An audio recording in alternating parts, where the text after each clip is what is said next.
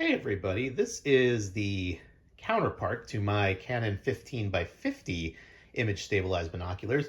These are the 10 by 30 IS binoculars, and by request, I had some people asking. This is the official Canon case, by the way, and what you'll notice immediately is that these binoculars are much smaller than the 15 by 50s, and what I can do is actually show them to you side by side here, so you get an idea. It's different. It's a much more portable binocular experience. These binoculars are great for hiking and being outdoors and not weighing down your neck. In practice, about a pound versus 2.5 pounds on the left. I'll go ahead and get rid of the 15 by 50 so as to not cause confusion. Looking at the 10 by 30s, they're very straightforward binoculars. They're a fairly new model. You can see the coatings there. Very clear optics. I actually bought these new. They're not as expensive as the 15 by 50s by any stretch of the imagination. They're also arguably, subject of some cost cutting. They're not made at Canon's prime factories in Japan. They're made in Taiwan.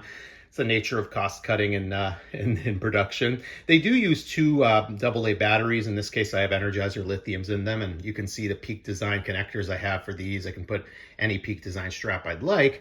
The main thing about these is it's all about that button, right? The button where you touch and it turns green, and now your image is stabilized. That is huge. Without image stabilization, things that you look at, they're gonna jitter, especially in the dark, low light. They'll jitter even more. I happen to think that every pair of binoculars in the year 2021 should have that button. I miss it when I don't see it.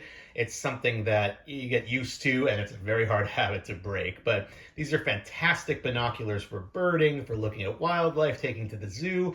They'll work in a pinch on astronomy. Once you have the 15 by 50s, you'll be ruined and want those, but these work just fine. You can look at some pretty good objects with it.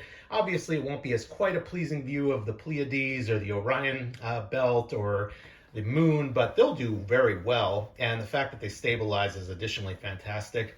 The other thing is you can wear these on your neck just about all day and not even know they're there. I can't say that about the 15 by 50s. They do eventually start to weigh a lot, but usually in astronomy you're sitting in a reclined chair and you don't really notice. So I just wanted to cover these really quickly.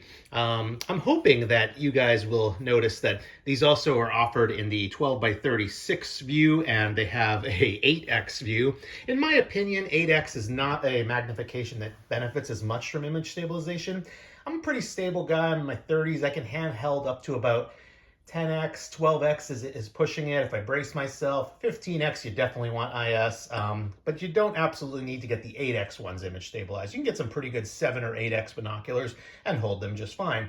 But at night, it gets a lot harder to hold them still. And the last thing you want when looking at stars is squiggly lines. So I always kind of filter my binocular review through astronomy. However, these might be just everyday general purpose binoculars. Again, not completely small, but a great pair of binoculars to have and a wonderful gift. Lightly used, they go for a song, and I think they're under $500 new.